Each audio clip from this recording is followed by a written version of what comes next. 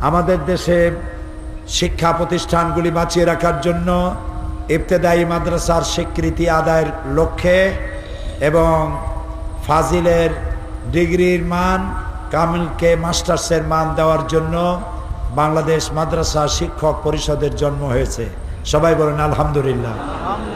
এবং বাংলাদেশের অধিকাংশ মাদ্রাসার শিক্ষক বলতে গেলে 85 থেকে 90% শিক্ষক, মাদ্রাসা শিক্ষক বাংলাদেশ মাদ্রাসা শিক্ষক পরিষদের সাথে সম্পৃক্ত হয়ে এদেশে ফাজিলকে ডিগ্রি এবং কামিলকে মাস্টার্সের মান দেওয়ার এই আন্দোলনে শরিক হয়েছে।